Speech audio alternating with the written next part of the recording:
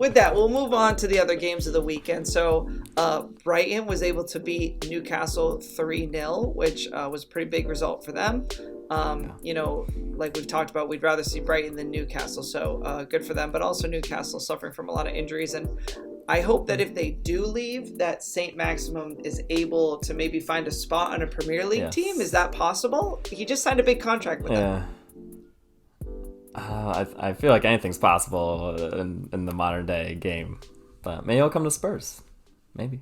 Yeah. Nice. I mean, he's definitely a great attacking talent. I think he could find a position in most, say, mid-table to lower mid-table teams would take him happily and pay for him. Yeah. So Fulham was not able to continue their streak. They dropped points to Leeds 2-1. I wasn't necessarily surprised by this result. I kind of thought Leeds needed to have a bounce back game, and although it wasn't, I mean, we were working when it happened, so we didn't really get to watch it, but it seemed like just a regular game of some chances here or there. Leeds was able to felt right. Them. Yeah, exactly. And then Aaron got his crystal ball over there, his Palantir, if you like the Lord of the Rings, and predicting on Friday that West Ham would come and punch Arsenal in the face, and they did that. They got up 3-0. But I'm telling you, I was sitting there, I was like Arsenal's going to come back. Don't worry, Aaron called it, and they did it. What does this say about Arsenal, though? Does it say anything? They're frustrating. As a team that you just like, obviously we want them to not do so well, but then also there's times where you look at them, you say, hey, I like these players. I can't figure them out. And as West Ham, too. Am I mad as a West Ham fan today? How do I feel after this game? I don't know how to feel.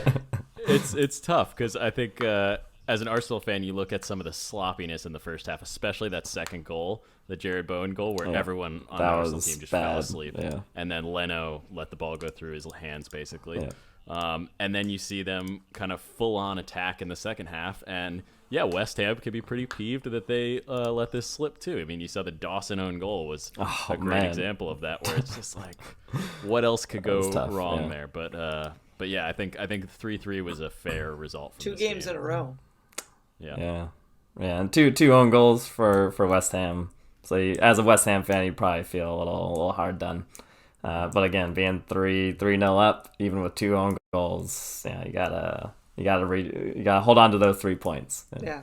Absolutely. Do you guys see Antonio's face when that ball came off Souček? Okay, it was funny. So sad. He was upset. No, during the celebration, everyone was hugging him, and he was like, I'm not having this right now. Yeah, and it was before I knew.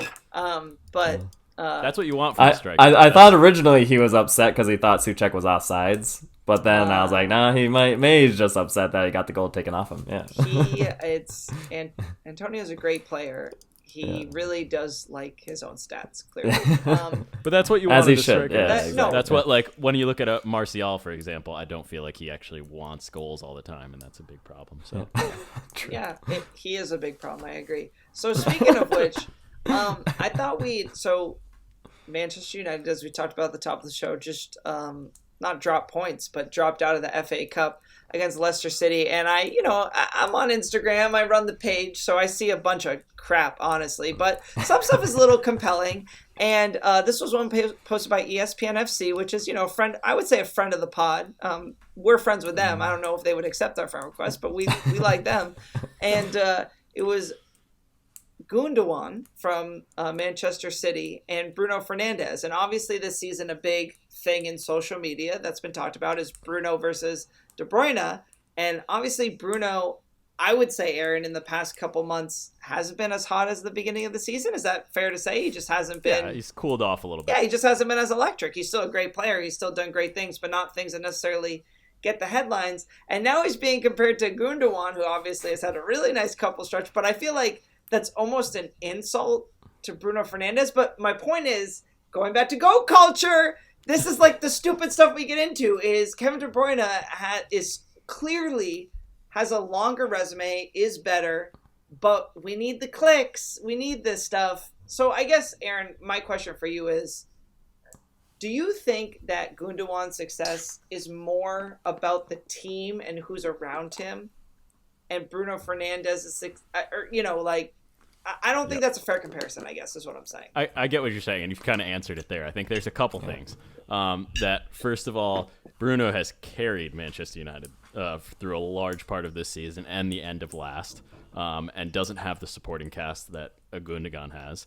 And then, secondly, when you have the likes of Gundogan and Kevin De Bruyne, who can both play in that kind of creative, attacking midfield role and switch out when the other's injured and come in and have just as good an impact, pretty much, that takes a lot of pressure off each of those players. And Bruno doesn't have that. We saw Van de Beek today. He had a great almost assist, dummy for Greenwood's goal, but otherwise he's been pretty much he hasn't done anything this season. And Pogba's been playing more out on the left, a little bit deeper at times. So it's really all on Bruno in that number 10 role, which Gundogan doesn't have to worry about, and neither does Kevin De Bruyne as much. So I think it's unfair based on the environment that they're each playing in. Well, let me ask you this question really quick. Kevin De Bruyne or Bruno Fernandes on Manchester United right now, though? Like, the roster as it is, who would you rather have? Maybe... I think Bruno, actually, in a way. No, and hear me out. I think it's really tough. It's really tough. But the only reason I would say Bruno, I think, is because I think we need that player that's going to take control and yell at everyone else and kind of be the star man in there, because we don't have that supporting cast around him. And I think he does that a little bit better than Kevin De Bruyne in terms of just taking the bull by the horns, as they say. You got just running the team. Yeah, you got to take into account the context of the team when and it goes against, like you're saying, like this GOAT thing of like this player to this player, throw it out the window, because he can have. So I don't know if you guys know this, but there's a fierce debate that was ignited in the culinary world, where there's this article written about California bagels on the New York Times. Oh yeah. Versus, have you heard about this? Versus and people just freaked out. But what a lot of people are saying is like, listen, they can both be great. Like they're just in California, great bagels. In New York, also great bagels. If you like your bagels from a deli with packed with lox and cream cheese, go to New York. If you want a different, if you want a different style, go to California. Like it's okay. It's taking into account the context, what you're feeling that day, and both can be great. You know, things can be two things. So, but I will say, Aaron, De Bruyne. I mean, in a Man U jersey, I'm also basing this off this season, though, too. Yeah. That's fair. And Bruno has been better than De Bruyne, I think, this season overall. Okay. In terms of stats, too. I have a question for you. Stats are what kind of bagel would you get with cream cheese? 1, 2, 3, everything. Oh, yeah.